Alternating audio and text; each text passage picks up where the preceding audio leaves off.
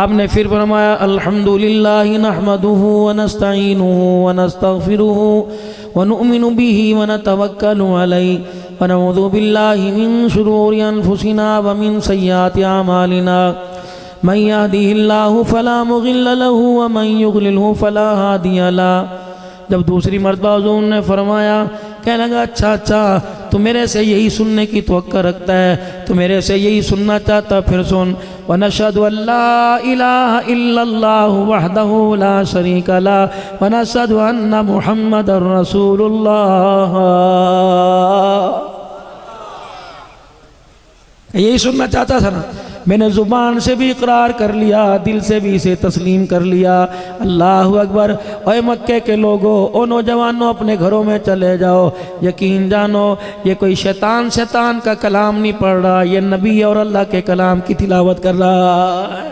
یہ تو وہی لفظ ہے جو پچھلی کتابوں میں آئے، اور قرآن کے اندر بھی اسے ٹوٹے ٹوٹے کر کے، یہ سارے قرآن کے لفظ ہیں۔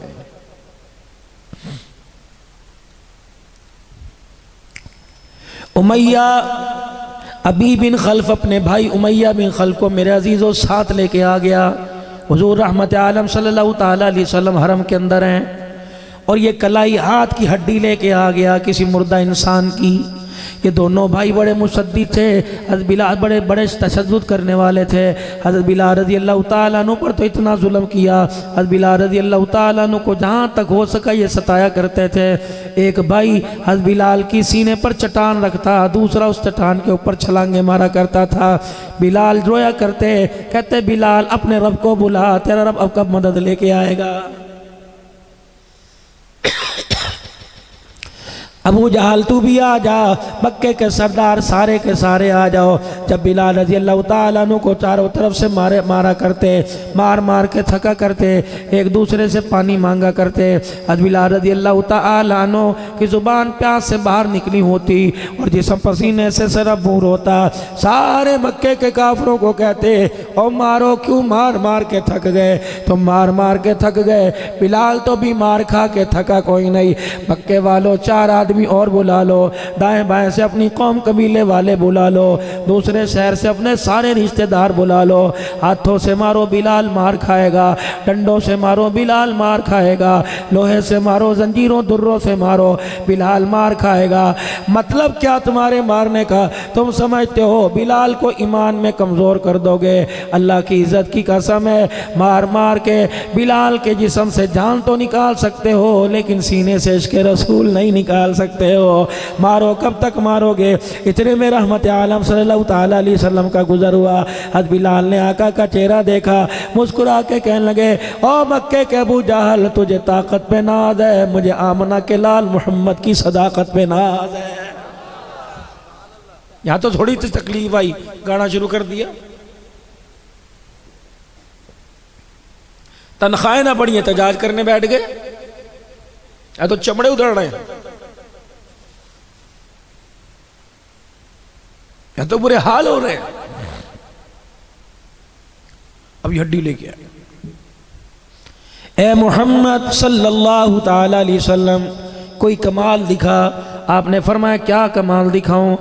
اللہ اکبر کس رب کی دعوت دیتا ہے، قولوا لا الہ الا اللہ تفلیحوا کی صدائیں بلند کرتا ہے، اس رب کی طرف بلاتا ہے جس رب کے بارے میں تو بہت بڑے دلائل دیتا ہے، بہت بڑی دلیلیں دیتا ہے، اس رب کی توحید کے پھلیرے بلند کرتا ہے اور کہتا ہے تیرا رب مرنے کے بعد دوبارہ زندہ کرے گا۔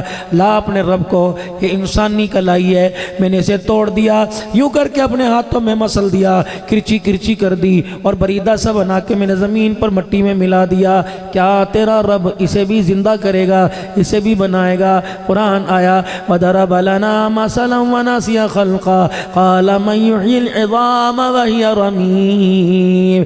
یہ بدبخت آ کے کہتا ہے جس ہڈی کا بریدہ بنایا، جس کا سرما بنا کے اس نے مٹی میں برابر کر دیا۔ یہ چیلنج تجھے نہیں کر رہا، چیلنج میں اللہ کو کر رہا ہے۔ نمرود نے بھی چیلنج کیا تھا، فرعون نے بھی چیلنج کیا تھا، شداد حماد نے انہوں نے سارے چیلنج کیے تھے، حمان نے بھی چیلنج کیا تھا۔ کہاں گئے یہ اپنی حکومت اپنے طاقت لے کے اللہ فرماتے ہیں ابھی کروں کہ میدان معاشر میں کروں. اللہ جاندی کر, میرا محبوب کہہ رہا اللہ جاندی کر, غصہ جانے دے. کہ پھر محبوبہ اس کو کہہ دے. یہ کہتا ہے اتنی بڑی ہڈی بنائے گا, مجھے میری کبریائی کی قسم ہے, قل یحییھا الذی انشاھا اول مرہ وہو بکل خلق علیم. جیسا بنایا تھا توڑ کے رکھ دیا ویسا بنا کے دکھاؤں گا. ادھر آ جا منہ کی کھا کے جا. اتنے بڑے ہاتھ کی کلائی کی ہڈی کی بات کرتا ہے, اتنی بڑی گٹے سے لے کے کونے تک کی بات کرتا ہے. اتنی بڑی ہڈی بنانا میرے لیے کون سی مشکل بات ہے. چیلنج نہ کر, بلا قادرین علی ان نسوی بنانا. یہ تو اتنی بڑی ہڈی کی بات ہے, قیامت کے دن بنانے پر آیا تو تیری انگلیوں کے پوروں کی لکیریں بھی بنا کے میں تجھے دکھاؤں گا. کھول کھول کے تو اللہ کا قرآن سب کچھ بیان کر رہا ہے. انگریزی جاننا مشکل ہے, چائنی زبان میرے عزیزو. چائنا کے ویزے آگے لوگ سارے چائنی سیکھنے لگ گئے, فرانس کے ویزے آگے لوگ فرانسی زبان سیکھنے لگ گئے. اور میرے عزیزو جنت کے ویزے ہر جمعے میں بڑھتے ہیں. جنت کے ویزے میرے پیارو مکہ مدینے کی آمد کے ویزے, جنت کے ویزے ہر روز روزانہ تبلیغی جماعت 6 نمبر بیان کرتی ہے, درس قرآن دی جاتی ہے, درس حدیث ہوتا ہے, مستورات کے مجمع کے اندر مائیں بہنیں بیان کرتی ہیں. روزانہ جنت کے ویزے بڑھتے ہیں. جنت کی زبان یاد کرنے کو تیار کوئی نہیں. اللہ اس قرآن کے اللہ اس زبان کے بارے میں کہہ رہا ہے میرے عزیزو جتنا بڑا پڑھا لکھا ہوگا 5-5 ہزار میرے عزیزو 1 مہینے کی فیس لے گا. 6 مہینے میں آپ کو انگلش کورس کرا دوں گا, 6 مہینے میں آپ کو چائنیز کورس کرا دوں گا. اللہ فرماتا ہے مدرسے میں نے قائم کر دیے, ادارے میں نے قائم کر دیے, اپنے بندوں کے سینوں میں قرآن پاک محفوظ کر کے میں نے مسندوں پر بٹھا دیا. اوے لوگو انگریزی سیکھنا, فرانسیسی سیکھنا, چائنیز سیکھنا مشکل ہے. وَلَقَدْ يَسَّرْنَا الْقُرْآنَ لِلذِّكْرِ فَهَلْ مِن مُدَّكِرٍ. میں نے ہر کے لیے, بڑے کے لیے, چھوٹے کے لیے, اندھوں کے لیے, آنکھوں والوں کے لیے قرآن کو آسان کر دیا. کوئی ہے جو اسے آ کے سیکھے؟ اللہ اگر میں سیکھنے کا ارادہ کروں, فرمایا میرا بندہ قدم اٹھانا تیرا کام ہے, تیرے سینے کو قرآن کی صندوقڑی بنا دینا میں خدا کا کام ہے. آ تو صحیح.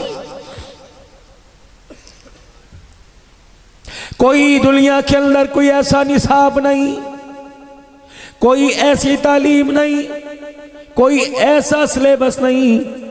بیمار ہو گئے, سکول سے چھٹیاں کر لی, بچے دوسری کلاس والے آگے چلے گئے, پیچھے سلیبس رہ گیا. کوئی اکیڈمی جوائن کر لو, کوئی آپ اکیڈمی چلے جاؤ, کوئی ٹیوٹر گھر کے اندر رکھ لو, کوئی ٹیوشن سینٹر میں چلے جاؤ تاکہ دن رات پڑھو. آپ کو صبح شام پڑھنا پڑے گا تاکہ یہ جو آپ کا معاد رہ گیا یہ رہ گیا یہ آپ کو مکمل کرنا پڑے گا.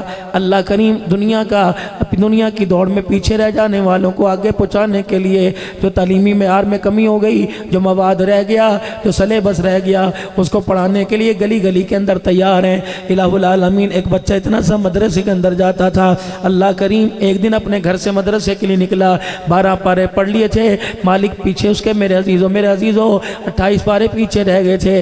الہ العالمین 12 پارے پڑھ لیے, 30 پاروں کی کتاب ابھی ادھوری رہ گئی تھی. گھر سے چلا, انجانے میں کسی نے موٹر سائیکل کی ٹکر مار دی. اللہ اکبر, ننھی سی جان موٹر سائیکل کے نیچے دب کے دنیا سے چلی گئی. قرآن پڑھنے گیا, شہید ہو گیا. اے مالک اس کا سلیبس کون مکمل کرائے گا؟ اللہ فرماتے ہیں کچھ عین الیقین ہوتا ہے, کچھ حق الیقین ہوتا ہے. میرا محبوبہ معراج کی رات آ جا. حضور معراج کی رات آسمانوں پر تشریف لے گئے. جس طرح نیچے بیت اللہ شریف ہے, دنیا انسان طواف کرتے ہیں, اسی کے اوپر سیدھ کے اوپر بیت المعمور ہے, ایسے ہی اللہ کا گھر ہے جہاں آسمان کے فرشتے طواف کرتے ہیں. رحمت والے نبی فرمانے لگے میں 7ویں آسمان پر گیا, میں نے دیکھا کہ بیت المعمور کی دیوار کے ساتھ ایک بابا جی بیٹھے ہوئے, اتنی بڑی ان کی سفید رنگ کی داڑھی ہے, دائیں بائیں ایسے ہی پھٹیاں لگی ہوئی ہیں, دائیں بائیں ایسے ہی بچے کچھ بیٹھے ہیں جو جھوم جھوم کے کچھ پڑھ رہے ہیں, اور بابا جی ان کے پاس انہیں بلاتے ہیں اور پڑھاتے ہیں. میں نے کہا جبرائیل یہ کون ہے؟ کہا آپ نہیں جانتے, جن کی دعا کا آپ ثمر ہے یہ وہ ابراہیم ہے جس نے اپنے ہاتھوں پہ گارا لگایا, تگاریاں اٹھائی, اینٹیں اٹھا کے اللہ کا گھر بنایا, پھر اس کے معاوضے میں عوض میں اللہ کا حبیب آپ کو مانگ لیا.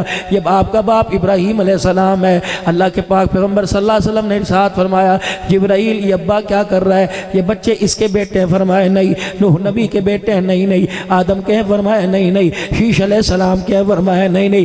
یہ بچے ننے کون ہیں؟ کہا محبوبہ جا اپنی امت کو جا کر قرآن کی اہمیت اور قرآن کی تعلیم کا معیار بتلا دے. کہ جو بچے قرآن پڑھتے پڑھتے دنیا سے چلے جاتے ہیں، اگر 15 پارے رہ جائیں، 13 رہ جائیں، اللہ نے قاری قرآن ابراہیم علیہ السلام کو بنا دیا، ایک مدرسہ زمین پہ لگا، ایک اللہ نے آسمانوں پہ لگا دیا۔ جو بچے قرآن ادھورا چھوڑ کے مر گئے، ابراہیم علیہ السلام انہیں اوپر بیٹھ کے پورے قرآن کا حافظ بنا رہا۔